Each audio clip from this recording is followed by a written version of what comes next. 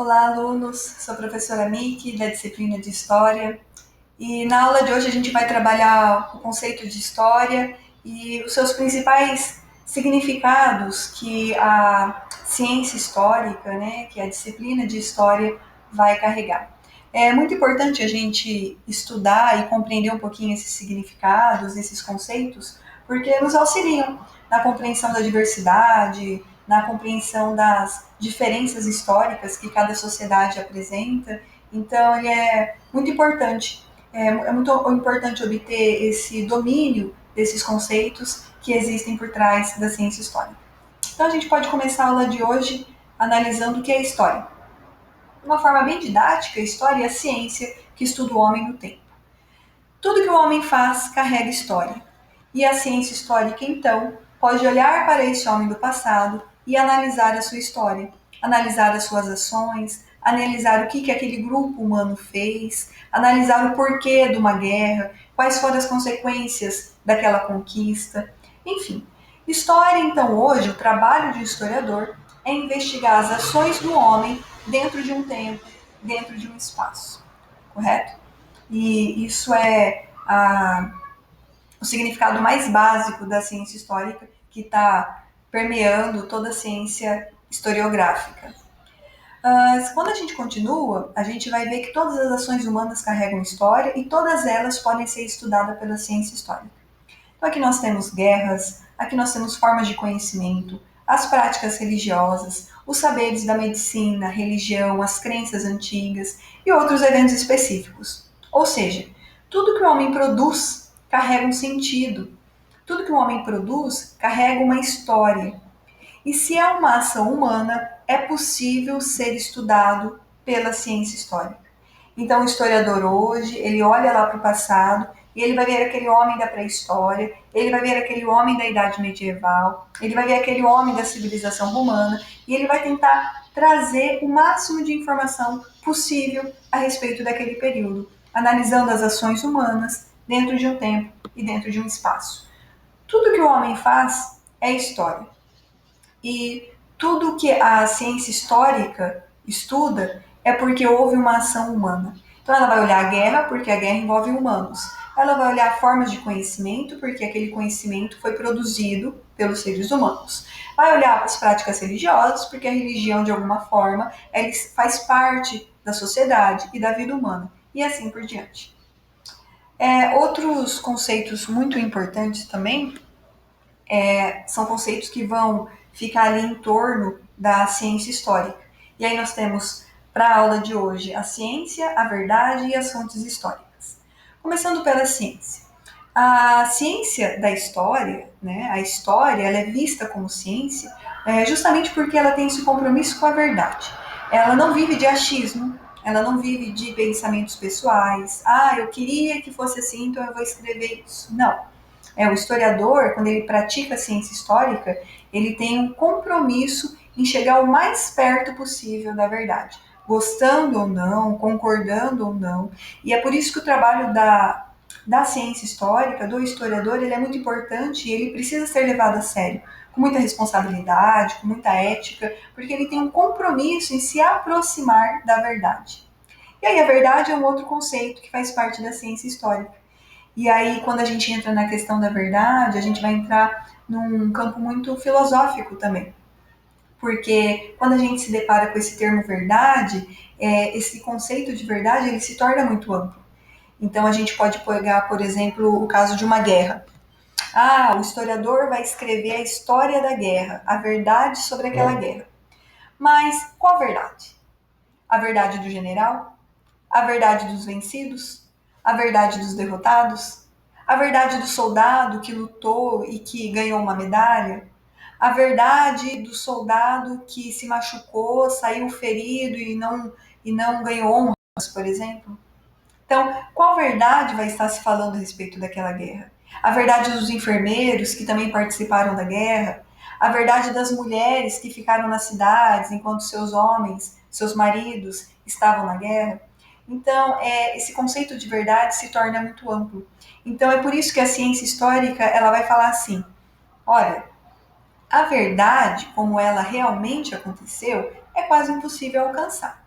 O que nós vamos conseguir fazer é se aproximar o máximo possível da verdade. É por isso aquele compromisso sério, aquele compromisso realmente de procurar informações fortes o suficiente para se aproximar da verdade. É por isso que a história é tida como uma ciência humana, e por isso mesmo esse conceito de verdade ele é muito amplo. E aí entra o poder das fontes históricas, né? As fontes históricas é um outro conceito que faz parte da ciência histórica. O historiador não faz trabalho sem fontes históricas. Justamente por ele ter esse compromisso com a verdade, justamente por ele ter esse compromisso em se aproximar da verdade, ele precisa de fontes.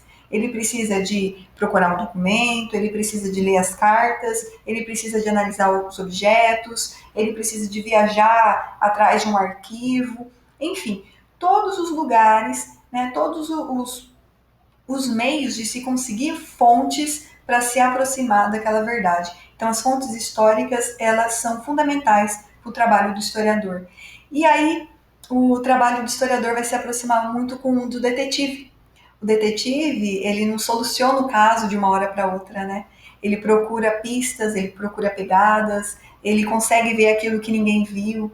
Então, o historiador, ele carrega esse trabalho, esse título de historiador detetive. É aquele que vai olhar inúmeras fontes, é aquele que vai estar trabalhando com o máximo de fontes possíveis, né, para estar se aproximando da verdade, para estar descobrindo novas informações e trazendo com isso esse compromisso de trazer uma ampliação de conhecimento, né, principalmente para os alunos, principalmente para o estudo da disciplina de história.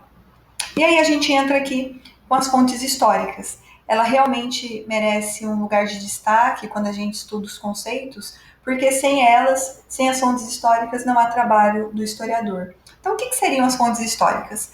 Tudo aquilo que o passado deixa.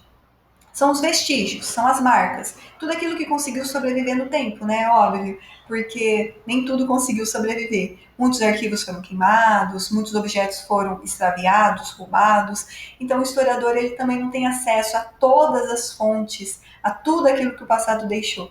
Ele tem algumas fontes, né? Outras fontes já não existem mais, mas mesmo assim é possível trabalhar, é possível pesquisar e se aproximar um pouco mais daquele evento tal como ele aconteceu. Então, as fontes históricas é isso. O passado está lá, o que aconteceu, e tudo que ele deixa para a gente pode ser entendido como fonte histórica. E aí, cabendo ao historiador esse trabalho sério, né, esse trabalho comprometido em se aproximar mais da verdade. Eu trouxe aqui para vocês alguns modelos, alguns exemplos de fontes históricas, né? Então aqui nós temos, por exemplo, o vestuário, esse vestuário que pertence ao século XVII, e aí vocês já sabem que nós, na atualidade, na modernidade, não usamos mais essa roupa, né? Ah, o que significa isso? Uma mudança. E aí o historiador vai trabalhar em cima disso. Por que as roupas mudaram? Por que a moda mudou? A moda servia para todo mundo? Todo mundo usava essa roupa? Todas as classes sociais tinham acesso a esse tipo de vestimenta? Então a ciência histórica ela vai estar trabalhando em cima disso. É por isso que as fontes históricas são importantes. Aqui no cantinho também a gente tem uma obra de arte, é uma obra de arte renascentista, tá? O Nascimento de Vênus. E aí também a gente pode estar trabalhando com outras perguntas, cabendo ao historiador pesquisar em cima das fontes, quais tintas eles usavam, quais eram as novidades artísticas da época, quem foi o pintor, por que ele pintou, por que ele fez tal obra, quem pediu. Aqui nós também temos o telefone, que é um objeto que quase a gente não utiliza mais, mas houve uma época que telefone era um status social. E aqui embaixo nós temos uma arte rupestre, simbolizando aí todo o simbolismo da pré-história, né? Onde a arte ela servia para comunicar, onde ela servia para ensinar e onde também ela já tinha esse significado de arte pela arte, né? A arte pelo prazer de estar representando, de ter o momento artístico daquelas comunidades. Então, são exemplos de fontes históricas que os historiadores podem estar trabalhando em cima dessas fontes. Outras fontes que nós temos também são os documentos oficiais, as cartas, as receitas, receitas médicas, receitas de culinária, as fotografias. objetos dos mais variados tipos, né? Objetos arqueológicos, objetos de museus, as revistas, tudo isso são fontes que guardam informações a respeito de uma sociedade. Por último, para finalizar, a gente entra no outro conceito dentro da ciência histórica, que são as linhas cronológicas. E a gente entra aqui para dar uma olhadinha, porque ela também é de suma importância para entender por que há divisões na cultura, por que há divisões na sociedade, por que as pessoas elas seguem os eventos históricos. Né? Então, as linhas cronológicas, o que são essas linhas? Né? Idade Antiga, Idade Moderna, Idade Média, são divisões da história em datas, em eventos, em marcos históricos, né, que registram características daquela fase, daquele período, e aí elas precisam ter um meio, um início, né, um meio e um fim, né, que faz parte daquele período histórico, representando aí uma parte da história da humanidade. Essa daqui, ó, é a divisão mais clássica que nós temos, né? Essa aqui é a divisão que todos os professores utilizam nas suas aulas de história, né? A história da humanidade é dividida em dois períodos, pré-história e história. E aí a pré-história nós temos essas três divisões e a história nós temos aí 4 divisões. Geralmente essas divisões elas vão acompanhar as turmas, né, do sexto ao nono ano. Geralmente as turmas do sexto ano vão trabalhar aí as primeiras fases da pré-história e da história. Essas divisões são importantes porque elas carregam conceitos, mesmo que gerais, para se compreender um pouquinho a respeito daquele período histórico. Essa divisão que eu mostrei para vocês e que a maioria dos professores utilizam, elas têm algumas características importantes. Elas possuem uma visão eurocêntrica, porque elas têm como centro da história a história europeia. Ela coloca a cultura europeia como centro dos eventos. Então, durante a Idade Média, em outros lugares do planeta, estavam ocorrendo outras coisas. Então, não era a Idade Média. Idade Média, Idade Antiga, Idade Moderna, faz parte só da linha histórica da história europeia. E ela renega, querendo ou não, as demais culturas um patamar de inferior. Porque se a gente utiliza só uma linha histórica, só uma divisão da história, a gente acaba enfatizando apenas um lado da sociedade, uma visão, uma característica. Então, as comunidades indígenas, por exemplo, elas seguem outras divisões. As comunidades africanas seguem outras divisões. Qual é o importante disso tudo? Compreender a diversidade cultural, reconhecer outras formas de sociedades e representações, estabelecer conexões, semelhanças e diferenças. Quando você sabe dessas coisas, você acaba conseguindo analisar as linhas, mas sabendo que as coisas são diferentes para cada tipo de sociedade. Bom, essa linha histórica, ela tem as suas influências, ela tem os seus eventos considerados mais importantes, ela tem os seus marcos históricos determinantes, a coroação de um rei, a queda de um império. Ela está também associada ao calendário. E aí aqui vale falar um pouco do nosso calendário, né? O nosso calendário ocidental, da nossa cultura brasileira, ele é cristão.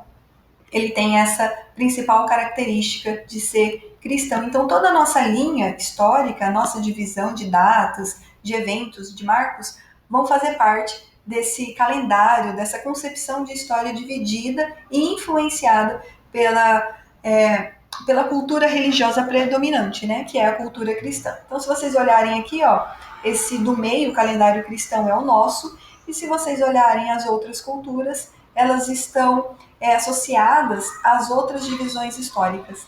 Elas estão associadas às outras formas de divisões. Por isso que é importante o estudo da história. Quando você estuda a história e percebe que existem diferenças, que existem semelhanças, você consegue analisar todos esses conceitos e não cair em achismo, não cair em opiniões pessoais, realmente trabalhar com essa diversidade, respeitando as linhas históricas de cada povo, inclusive estudando a nossa mesmo, a nossa influência, a nossa cultura, o que nós seguimos. Bom, é isso. Eu espero que vocês tenham gostado. Bons estudos e até a próxima.